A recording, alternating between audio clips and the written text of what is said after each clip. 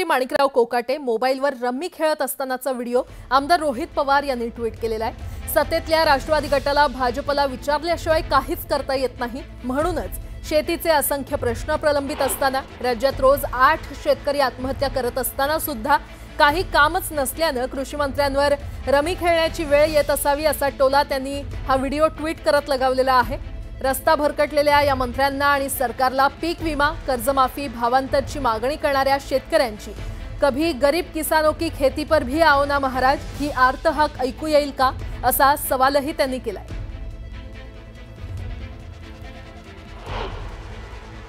कोणाचे व्हिडिओ पैशाच्या पेट्यांबरोबर येतात, बॅगांबरोबर येतात, कोणी रमी खेळताय, कोणी आमदार निवासात मारामाऱ्या करताय, कोणी आमदार विधान भवनात मारामाऱ्या करताय। ही महाराष्ट्राची परिस्थिती आहे। ज्या कृषी मंत्र्यांचं नाव तुम्ही घेताय, माझ्या माहितीप्रमाणे अमित शहा यांनी ज्या 4 मंत्र्यांना डच्चू देण्याचं सुचवलेलं आहे त्याच्यामध्ये त्यांचंही नाव आहे।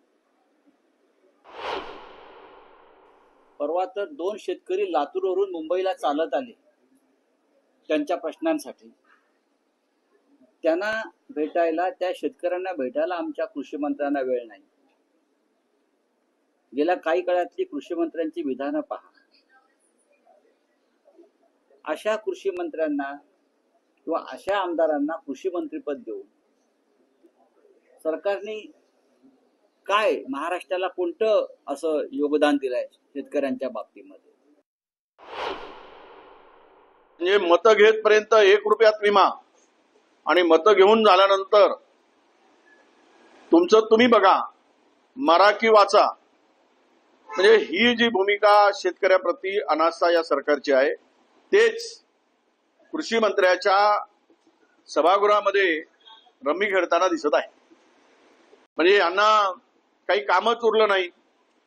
मला वाटतं की भाजपवाल्यांनी यांना रिकाम केवळ नावालाच मंत्री करून ठेवला आहे, किंवा हे यांना कुठला अधिकारच नाही असं असावं, आणि अधिकार असेल तर मग यांना करायची काही इच्छा नसेल। अशा प्रकारचे मंत्री, कॅबिनेट मंत्री, कृषी विभागाचा कार्यभार असणारे हे राज्य सरकार, देवेंद्रजी फडणवीस यांची मजबुरी आहे अशा या सगळ्या लोकांचं सहन करणं असं मला दिसतं। परंतु अशा मंत्र्यावर कारवाईची आवश्यकता आहे। अशा मंत्र्याच्या असंवेदनशीलतेवर प्रहार शेतकरी करतील, परंतु सगळ्यात महत्त्वाचं सरकारमधील मुख्यमंत्री आणि उपमुख्यमंत्र्यांनी केला पाहिजे असं आमचं सरकारला आव्हान आहे। जर हा व्हिडिओ खरा असेल तर मग मला आता कळतंय की ज्यावेळेस मी विधानसभेच्या सभागृहात लक्षवेधीच्या माध्यमातून सरकारकडे विनंती केली होती की जंगली रमी, ऑनलाईन गेमच्या माध्यमातून अनेक शेतकऱ्यांचे संसार उद्ध्वस्त होत आहेत, अशा गेमवर बंदी आणावी महाराष्ट्रात, तेलंगणासारख्या राज्याचं उदाहरण दिलं होतं। परंतु मुख्यमंत्र्यांनी केंद्र सरकारकडे बोट दाखवून आपण पाठपुरावा करूया असं आश्वासन दिलं। लाखो संसार उद्ध्वस्त होत असताना जंगली रमीवर बंदी आणण्याचं धाडस मुख्यमंत्र्यांनी दाखवलं नाही। पण का दाखवलं नाही हे मला आता लक्षात येतंय। आणि आता तर हद्द की विधिमंडळाच्या सभागृहामध्ये चक्क रमी सर्कल खेळताना कृषी मंत्री दिसतात। मुळात सभागृहाचं अधिवेशनीय कामकाज चालण्यासाठी प्रति सेकंद 4700 रुपये एवढा खर्च येतो असे माध्यमांकडून कळते। जनतेच्या प्रश्नांवर चर्चा होईल असे आम्हाला वाटते, मात्र ही चर्चा होण्याच्या ऐवजी जर तिथे मंत्री महोदयच ऑनलाईन रमी सर्कल सारखा खेळ खेळत असतील तर गंभीर आहे। परिस्थिती आली आपल्या राज्याची, कशी हे सरकार आहे, कधी संजय गायकवाड, कधी संजय सिरसाट, कधी माणिकराव कोकाटे, काय चाललंय? देवेंद्रजी, आपण एक खूप हुशार मुख्यमंत्री आहात, एक चांगले मुख्यमंत्री आहात, खूप तुमचं नाव आहे, तुमचं भविष्य पण आहे, पण आपल्या हाताखाली हे सगळं चाललंय म्हणजे काय मजबुरी आहे, काय दुर्दैव आहे आम्हाला माहित नाही। आम्ही एक मांग करतोय की तुम्ही माणिकराव कोकाटे यांचा इस्तीफा घ्या, असे लोक नाही पाहिजे आमच्या मंत्रिमंडळात।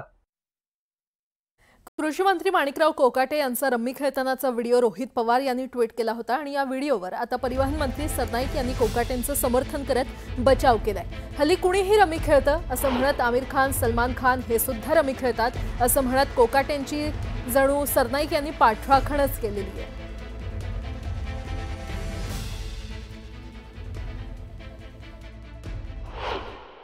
त्याबद्दल मला काय माहिती नाही, पण रम्मी तर आता टीव्हीवर पण खेळलं ते आमिर खान काय खेळतो, तो अजून शाहरुख खान काय खेळतो, आमचं तर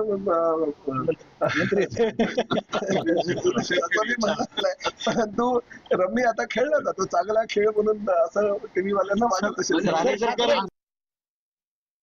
फडणवीसांनी मंत्र्यांच्या भानगडी मोडीत काढाव्यात. सहकार मंत्र्यांकडून प्रतिमेला तडा देणारं काम सुरू. देवेंद्र फडणवीसांना बदनाम करण्याचं काम सुरू आहे आणि उद्धव ठाकरेंनी महामुलाखतीतून फडणवीसांना हा सल्ला दिलेला आहे. सामनाला दिलेल्या महामुलाखतीतून उद्धव ठाकरे यांनी मुख्यमंत्री फडणवीसांना सल्ला दिलाय. ज्या काही त्यांच्या सहकारी मंत्र्यांच्या भानगडी, लफडी, कुलंगडी बाहेर येत आहेत त्या त्यांनी मोडीत काढाव्यात असं उद्धव ठाकरे म्हणाले.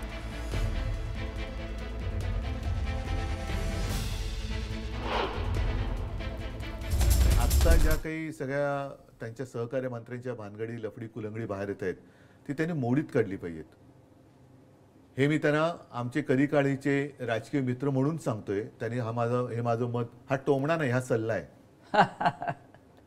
हा टोमणा नाहीये, हे त्यांनी आधी स्पष्ट करतो, हा सल्ला आहे की त्यांनी मोडून काढलं पाहिजे. जर ते नीती वगैरे सगळ्या गोष्टी पाळत असतील तर हे जे काय आजूबाजूला चाललेलं आहे अगदी त्यांच्या प्रतिमेला तडा देणारं हे काम आहे. म्हणजे काल सुराजी बॅग तुम्हीच दाखवली, त्याच्यानंतर ते धक्काबुक्की चाललेली आहे. कुठे जमिनी लाटल्या जात आहेत, कुठे इनाम म्हणून जमीन दिली जाते, कुठे 3000 कोटीची चोरी सुप्रीम कोर्ट पकडून देते. हे सगळे जे काय चाललेले आहे ह्याचे प्रमुख म्हणून शेवटी बदनाम देवेंद्र फडणवीस होत आहेत, होते नेते आहेत. म्हणूनच त्यांच्या आधिपत्याखाली हे भ्रष्टाचार, म्हणजे आपण जे म्हणतो ना दिव्याखाली अंधार, तसा हा प्रकार आहे का? दरम्यान उद्धव ठाकरेंनी फडणवीसांना दिलेल्या या सल्ल्यावर भाजप प्रवक्ते केशव उपाध्ये यांनी टोला लगावलाय. पाहूयात. उद्धवराव सामनाला मुलाखत देऊन आपण आपल्या शब्दात आपल्याच वाक्यात सांगायचं तर बहुत अच्छा किया है. त्याचं कारण कालच्या मुलाखतीमध्ये पूर्ण वैचारिक गोंधळ दिसत होता आपला, आणि आजच्या मुलाखतीमध्ये तर सगळाच गोंधळात गोंधळ आहे. म्हणजे राज ठाकरे यांच्यासोबत मराठीच्या मुद्द्यावर त्यांना मिठी मारायचा प्रयत्न करायचा आणि त्याचवेळी मनसैनिक अमराठी लोकांना मराठीच्या मुद्द्यावरती मारझोड करत असताना आपने अच्छा किया असं अमराठी लोकांनी आपल्याला संदेश पाठवले हे सांगायचं. हा केवढा विरोधाभास. धारावीच्या मुद्द्यावरती आपण मुख्यमंत्री असताना जे अटी शर्ती ठरल्या त्याच मुद्द्यावरती देवेंद्रजी हे धारावीकरांना घरं देत आहेत, मात्र त्याला आपण विरोध करणार. तिसरं, देवेंद्रजींना एके दिवशी आव्हान केलं होतं आपण की एक तर तू रहेगा नाही तर मी राहीन, आणि आता आपण देवेंद्रजींना सल्ले द्यायला लागलात. हा किती मोठा विरोधाभास. त्यामुळे बरं त्यातून पुढे म्हणतं की हा टोमणा पण नाही, म्हणजे आपण टोमणे देतं हे एक अर्थाने कबुली केली. एक गोष्ट मात्र नक्की झाली, या निमित्ताने आपलं मुसलमान प्रेमही दिसून आलं. अतिशय आपुलकीने मुसलमानांनीही संदेश पाठवले हे आपण मुलाखतीत म्हटलं. एकूणच मुलाखत वैचारिक गोंधळाची कालची आणि आजची गोंधळात गोंधळ असणारी आहे हे नक्की.